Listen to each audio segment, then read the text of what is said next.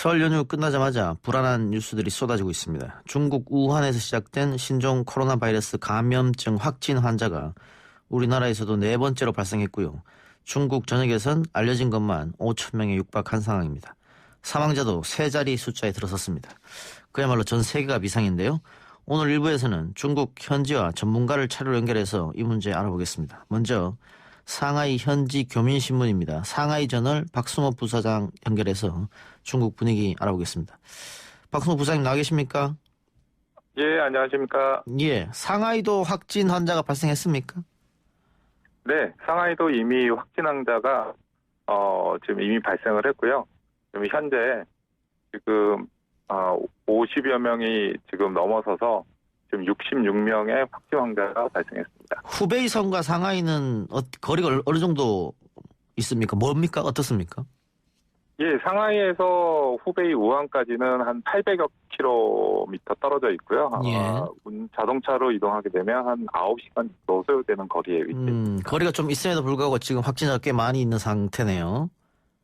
네네. 아마 상하이가 그 경제 중심 도시고 아마 연휴 동안 그 여행지도 많기 때문에 좀 유입 인구가 좀 있는 것 같습니다. 예, 상하이도 메가시티 중에 한 군데인데 지금 도시 분위기는 어떻습니까? 거리는 지금 연휴임을 감안하더라도 아주 한산한 편이고요. 길거리에 자동차나 사람들도 아주 드물게 보인다고 보시면 됩니다. 예, 중국 정부가 춘절 연휴를 2월 2일까지 연장한 이유는 어디 있을까요? 아마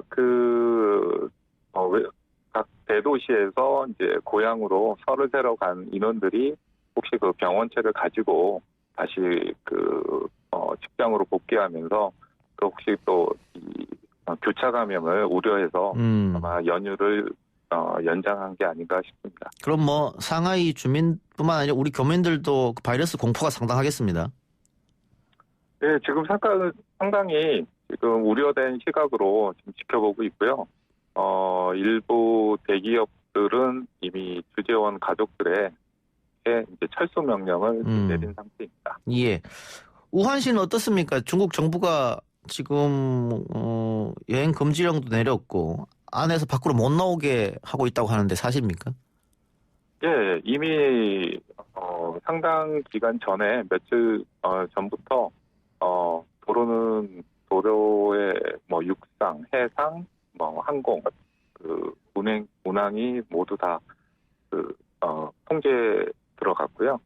지금 외부로 나오는 것도 들어가는 것도 지금 쉽지 않다고 지금 들었습니다. 근데 지금 보도를 보면 통제를 했음에도 불구하고 이미 200만 명이 빠져나갔다 이런 보도가 있던데요. 예, 그거는 이제 이미 이제 중국에 그 춘절이라고 하는 가장 큰 명절이 있는데, 예. 이미 그 춘절 대이동 전에 이제 발병을 한 상태에서 이 병영군을 가지고 이제 설 연휴 중국에서 이제 춘절을 하죠. 여기서 이제 이동을 하다 보니까 아마 그런 전국적으로 급속히 확산이 되지 않았나 이렇게 생각이 듭니다.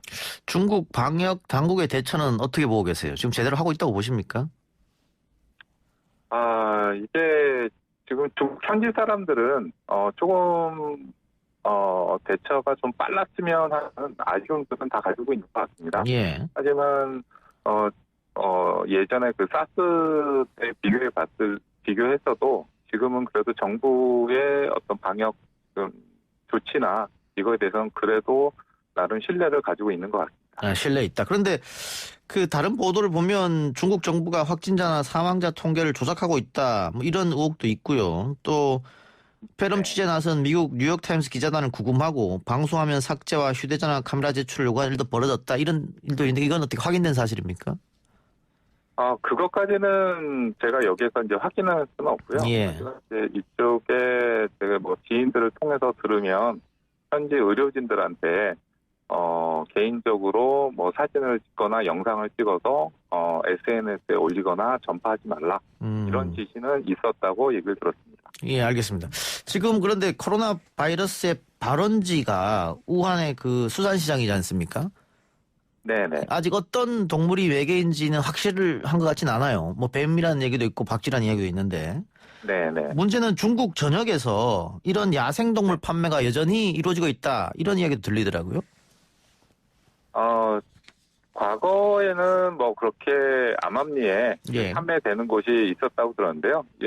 최근 이제 신종 코로나 바이러스 감염 문제가 발생하면서 전국에 이 관련된 그 야생 동물 시장이나 이런 거는 전국적으로 다 폐쇄됐습니다. 아, 지금 폐쇄된 상태입니까? 네네. 예, 다행스럽네요. 그 우리 교민들은 어떻습니까? 지금 우리 정부에서 미리 조사를 했더니 우한 교민 중에 한 500여 분 정도가 전세기 탑승을 원한다. 뭐 이런 이야기도 있던데. 예. 우한은 중국에선 큰 도시지만 한국 교민들이 많은 도시는 아닌데요. 예. 대부분 이제 유학생과 이제 일부 거기 주재원들, 기업 주재원들이 거기에 아직 남아 있다고 얘기를 들었고요. 많은 분들이 대부분의 분들이 지금 전세기 탑승을 신청했다고 제가 얘기를 들었습니다. 예, 우한 교민들은 전세기로 이제 들어올 테고 들어온 뒤에 2주간 격리 수용이다. 뭐 이것도 다 받아들인다. 이런 얘기가 있던데. 네. 그 네. 중국 내 다른 지역 베이징이나 지금 부산에 계시는 상하이나 여기 계신 교민들도 굉장히 지금 두려움에 떨 거란 말이죠. 네네네. 그분들은 어떻게 한국으로 뭐 귀국 일시적이나마 하고 싶어 하십니까? 어떻습니까? 예. 지금 크게 좀 갈리는 것 같습니다. 예. 지금 대기업, 일부, 아까 말씀드린 일부 대기업, 중소기업도 포함해서입니다. 지금 이미 이제 가족들 철수 명령, 그다음에 이제 직원들까지 이제 철수 명령이, 내린 곳이 있고요. 예. 그다음에 일부 교민들도, 지금 뭐 요 며칠 사이에 비행기표를 구매해서, 한국으로 돌아가려고 준비를 하고 있는 걸로 알고 있습니다. 부사님 그러니까 혹시 지금 여기 예. 네. 혹시 저기 사스 때도 중국에 계셨습니까? 그때는 한국에 있었어요. 아, 그렇습니까? 제가 사스 때랑 어떻게 좀 다른지 여쭤보려고 했었는데. 예.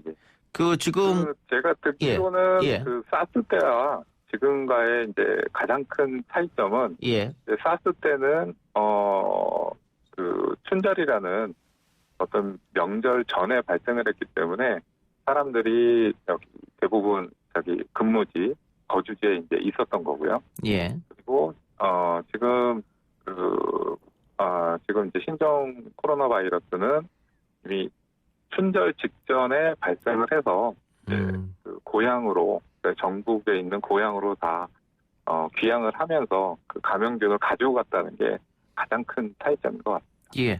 그럼 일단 중국 내에서도 뭐 대규모 뭐 군중 행사라든가 이런 것들은 다 취소되고 있겠습니다. 지금 뭐 100% 취소됐다고 보시면 되고요. 100%? 예. 한인타운에 있는 식당들도 그 중국 관련 기관의 권유를 받아들여서 한인타운에 있는 한 99%의 식당들이 문을 닫았다고. 알겠습니다.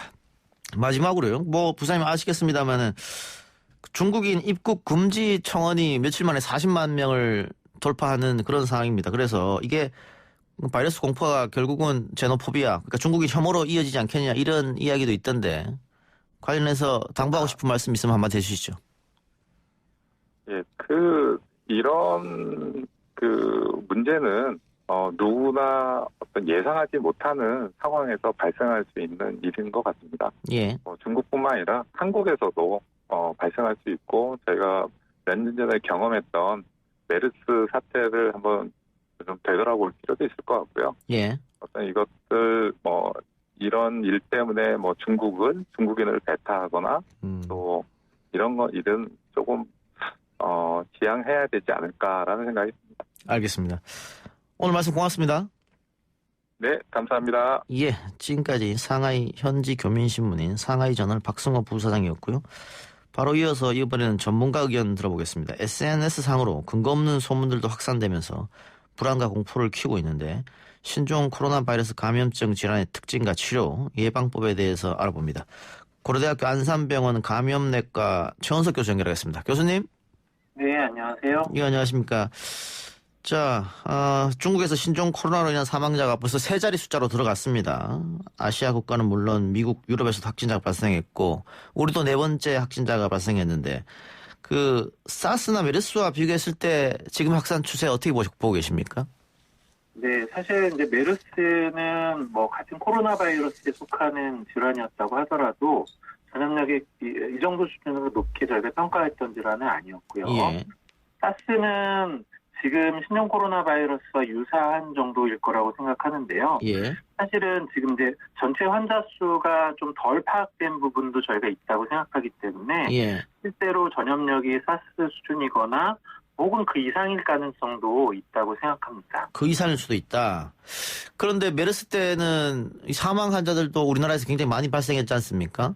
네. 그럴 가능성도 있는 겁니까, 그러면? 사실 치명률 자체는 지금 뭐 많은 환자가 보고가 되고 있지만 여전히 한 3% 내외 정도를 유지하고 있거든요. 메르스 때는 몇 퍼센트였습니까? 네, 예전에 메르스 때는 우리나라와 중동이 좀 달랐죠. 예. 우리나라에서는 20%가 조금 넘는 수준이었고 중동에서는 30에서 40% 정도까지 보고가 됐었으니까 예. 그때에 비해서는 치명률은 굉장히 낮습니다. 예. 그러면 확진 환자가 발생하더라도 메르스 때는 사망자가 대량 발생하진 않겠다. 이렇게 조금 봐도 됩니까? 다만 환자 숫자가 굉장히 많아진다면 예. 3%라고 하더라도 많은 숫자의 환자가 사망할 위험은 있겠죠. 지금 단계는 어떻습니까? 확진자가 4명 발생했는데. 네, 현재로서는 아직 지역사회에서 감염이 막 확산되고 있는 상황은 아니니까 예. 그런 우려는 갖고 있지만 그렇지는 않으니까 지금 거기까지 지레 걱정할 것은 아닐지는 모르겠는데요. 예. 만약에 지역사회로 전파가 되고 그 전파가 아주 활발하게 일어나는 상황에서는 사망자 수가 많이 발생할 위험도 있습니다. 그 메르스 때도 뭐 슈퍼 전파자가 있다고 했지 않습니까? 이것도 마찬가지입니까? 혹시 슈퍼 전파자 같은 사람이 나올 수 있는 거예요? 가능합니다. 실제로 지금 중국에서도 한 환자가 아주 여러 명에게 전파시키는 그런 사례가 있을 때 환자 수가 많이 늘어나는 이런 형태를 좀 보이고 있거든요. 예. 환자들마다 배출하는 바이러스의 양이나 정도가 그 환자분의 개별의 상태에 따라 좀 다를 수가 있기 때문에 좀 전파를 잘 시킬 수 있는 그런 사람이 있다면 그 경우에는 당연히 위험성이 있겠습니다. 지금 그런데 세 번째, 네 번째 확진자가 입국 후에 여러 곳을 돌아다녔단 말이죠? 네. 그래서 지금 국민들이 많이 걱정을 하고 있는 것 같은데요. 네, 뭐 사실은 이제 많은 동선을 갖게 되면 접촉자가 많이 발생하니까 당연히 위험성이 있죠. 근데 이제 세 번째, 네 번째 환자의 경우에는 입국 당시의 시점에는 명확하게 증상이 있었던 것은 아닌 것으로 보이고 예. 있습니다. 그렇다면은 접촉을 했어도 문제가 없었을 것이다 판단하시는 겁니까? 다만 이제 중국이 한 담당자가 이 잠복기 상태에도 전염력이 있을 수 있다 이제 이런 발표를 하긴 했었죠. 예. 네, 했었는데 실제로 그 근거를 명확하게 제시하지는 않았었고요. 또 한 가지는 과거의 사스나 메르스의 상황을 보면 잠복기 상태에서는 전염력이 없다는 게 그 이후의 연구 결과였었거든요. 예. 최종적인 거는 이제 이 유행이 계속 더 진행이 되고 환자에 대한 역학조사나 연구 결과가 나와봐야 알 것 같기는 한데 예. 아직은 뭐라고 판단하기는 좀 어렵습니다. 예. 뭐 감기와 비슷하다고 하는데 어떤 증상입니까? 만약에 감염이 된다고 하면. 네, 사실 초기에는 감기와 비슷한 증상인 걸로 보고가 되고 있고요. 예. 시간이 지나면서 호흡곤란이나 호흡 부전에 하부호흡기 감염의 형태로 진행하는 것으로 보입니다. 예. 자, 그럼 뭐 궁금한 것 좀 여쭤보죠. 그 잠복기 때는 아직은 확실히 알 수가 없습니다. 이게 전파가 되는지 안 되는지. 방금 말씀하셨듯이. 근데 지금 SNS를 보면은 뭐 공기로 전파될 가능성도 있고 눈 점막을 통해 감염될 수도 있다 이런 얘기가 있던데 그 좀 팩트 체크 좀 해주십시오. 일단 코로나 바이러스에 속하기 때문에 일반적인 코로나 바이러스의 전파 경로는 비슷하게 가질 거라고 봅니다. 코로나 바이러스의 주된 전파 경로는 사실 비말 전파이거든요. 예. 비말 전파는 이제 이 바이러스를 갖고 있는 작은 침방울이 직접 튀어서 전파를 일으키는 걸 이야기하는 거죠. 비말 전파의 형태를 가지는 병원체라고 하더라도 특수한 환경에서는 공기매개 전파를 보일 수 있습니다. 근데 예. 이제 그런 특수한 환경이라는 게 일상생활에서 벌어지는 상황은 아니고요. 의료기관 내에서 뭐 기관 섭관을 한다든가 기관지 내시경을 한다든가 이런 특수한 상황이기 때문에 예. 일반 환경에서 공기매개 전파를 우선으로 생각하실 거는 저는 아니라고 생각은 하고요. 예. 이 눈에 있는 점막을 통해서의 전파는 되게 이런 바이러스의 감염증들이 점막을 통해서 체내로 유입이 될 수 있거든요. 예. 이게 이제 접촉 전파라는 건데 손에 바이러스가 오염된 상태에서 본인의 코나 입이나 눈의 점막을 만져서 바이러스를 접종시키는 걸 이야기하는 거죠. 근데 이제 이걸 너무 과도하게 해석하는 건 좀 무리가 있습니다. 예. 호흡기 전파가 가장 중요한 거고 눈의 점막을 통해서 바이러스를 노출시키면 감염의 우려가 있다는 것이지 그게 주된 전파는 아니고 또 뭐 환자가 지나갔던 길을 그냥 걸어갔으면 그 바이러스가 눈으로 들어가서 감염이 된다거나 이런 형태로 발생하는 것이 아니기 때문에 이 부분을 너무 강조하는 것은 좋지 않을 것 같습니다. 그럼 교수님 말처럼 역시 비말이 가장 이제 전파하는 데 쉬운 것 같은데 그 흐르는 물에 뭐 비누로 손 씻기 이런 얘기는 우리가 많이 들었고 마스크 착용도 효과적입니까? 일단 환자를 직접 대면하는 상황에서는 마스크 착용이 아주 중요합니다. 그러니까 실제로 의료진은 아주 중요하겠죠. 환자를 직접 눈앞에서 보고 진료를 해야 되는 상황이 있으니까요. 다만 일상 환경에서 환자가 어디 있을지 없을지 모르는 환경에서 마스크를 계속 착용하고 있는 것이 이런 호흡기를 통해서 전파되는 질환을 얼마나 줄일 수 있는가에 대해서는 사실 이견이 좀 많습니다. 그래서 뭐 과거 인플루엔자의 사례에 있어서도 평소에 마스크를 착용하는 군과 그렇지 않은 군에 있어서의 감염률의 차이가 없다는 보고도 있고 조금 있다는 보고도 있거든요.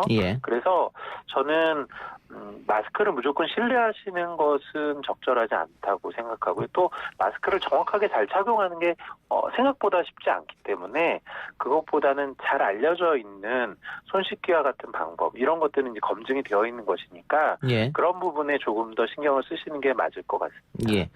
혹시 이 신종 바이러스가 그 어린아이나 노인, 그 소위 말하는 노약자들한테도 더 쉽게 감염이 되는 그런 증상인 겁니까?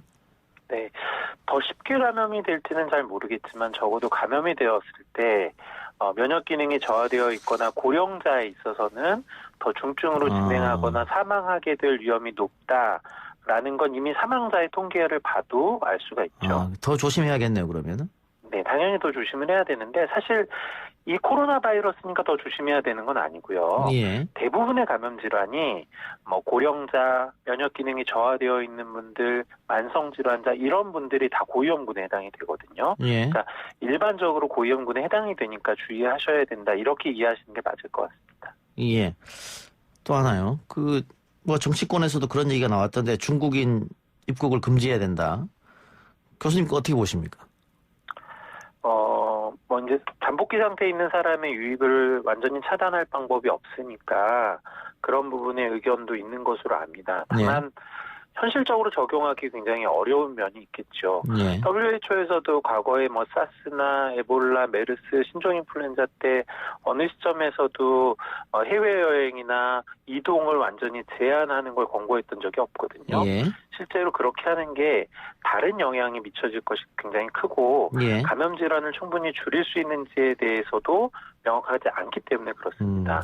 지금 뭐 정부에서도 그러한 부분 때문에 제한하는 것을 염두하지는 않는 것으로 저는 알고 있습니다. 뭐 북한에서는 금지했다고 하는데 북한은 우리랑 의료 환경이 완전 다르기 때문에 네, 그렇죠. 직접 비교할 수는 없고 메르스 때 우리가 크게 홍역을 치렀는데요. 그때 그렇게 한번 뭐 실패라고 할까요? 방역에? 뭐 그때 그렇게 한번 했기 때문에 이번에 조금 더 제대로 대처할 수 있다 이렇게 보십니까? 특히 병원 같은 데에서도? 네, 과거의 경험이 많이 쌓여 있으니까 아무래도 대처할 수 있는 능력은 조금 더 배가가 됐다고 저는 생각합니다. 다만 이게 각각의 질환이 갖고 있는 역학적 특성이 다르고 이게 얼마나 오랫동안 지속될지 또 얼마나 많은 환자가 내원을 하게 될지 이런 부분에 따라서는 대응할 수 있는 역량을 넘어서는 상황이 발생할 수도 있기 때문에 계속 좀 긴장하고 봐야 될 것 같습니다. 알겠습니다. 교수님 오늘 말씀 고맙습니다. 네, 감사합니다. 예, 지금까지 고대 안산병원 감염내과 최원석 교수였습니다.